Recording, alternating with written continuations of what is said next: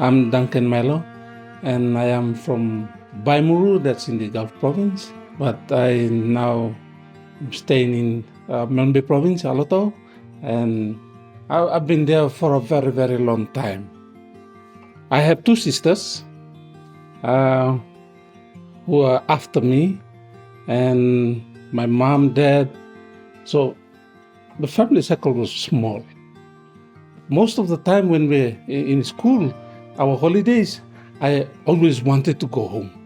So I spent my early childhood days in the village with my grandparents. My grandparents were missionaries, and they traveled from place to place.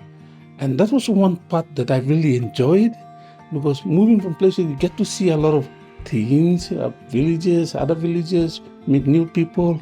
I get to paddle my own canoe, and I have these two best friends, two dogs, whom we traveled. And to get to that missionary site, sometimes it's very far, and it takes about 2 to 3 days. Living with them has taught me to be aware of what's around me. I completed grade 12, yes, I wanted to be an artist. So yes, I got the chance to go, but I decided not to. We had a little family talk, so I decided to stay back. I decided just to give opportunity for my sisters, because I knew very well that they were really bright in school.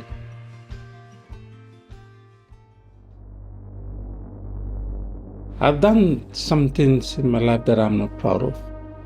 And in that process, I've lost very good friends. When my friends died, it changed the way I saw things. And it was a turning point that I had to choose to move away from what we were doing, because it had consequences. I went back to Gulf province, back home again, and that was the time that I was introduced to working with people with HIV and AIDS.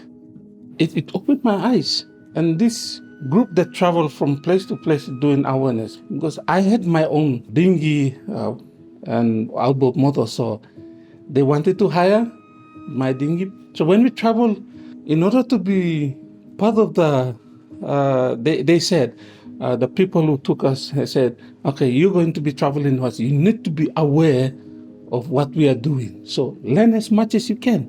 So they gave us all the information. We did some acting, the sport plays. So that was when I knew how to do, okay, this is interesting. They said, we're doing drama here. After that, I got an opportunity to work in HIV programs with IGAT Hope and the Provincial AIDS Council. What I loved about working with these two organizations was that we took care of people with HIV/AIDS and did awareness to the communities. In 2014, Kedu Safe House asked me to join them.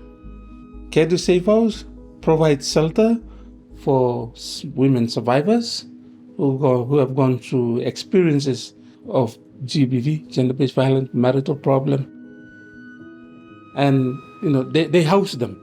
So me, a man, joining them it's a change of perspective for many people. It's because Safe House, Mary Safe House is only for women. That's what everybody thinks. Because here I am, the only man in the building. A lot of times, people come up and say, Duncan, what are you doing there with all the women? You're not supposed to be with them. And all these laws that are coming up, it's only for women, and you're supporting them.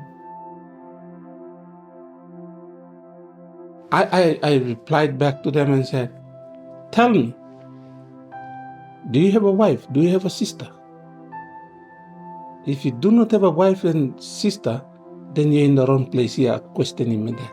If you do have a wife, if you do have a sister, if you do have a mother, then you know what type of problems, what type of issues she's going through. Then you will understand why I am with these women in the safe house. If you say that many successful men have, powerful women behind them, especially mothers, then a woman too will have someone like you behind. If I cannot be able to help another, from where I come from, I can have someone here in Kedi Safe House. So, sometimes these replies, get to the men. Others, they said, okay, Duncan, we understand. So after a lot of time with Kedi Safe House, actually it was in 2020, I was asked by the provincial administration to take up a position within the Division of Community Development as the coordinator for the Gender-Based Violence Secretariat. And it was a big door opening for me, and jumping from all the years of volunteering to a position that was at that level.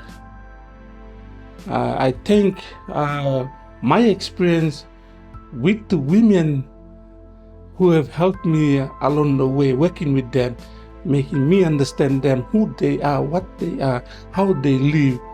And when I'm in my position now, I work much better with ease because I know what they feel when things happen to them.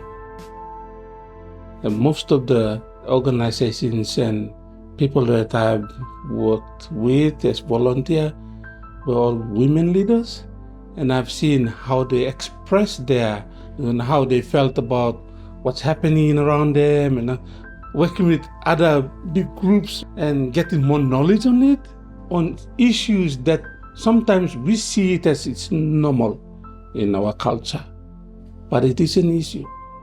To many people say this thing happening is okay, but it is not. So I have learned that along the way, and built up of that knowledge have made me stand up and say, I have to do something. It's a passion that I've built over the years. And I know I'm doing the right thing.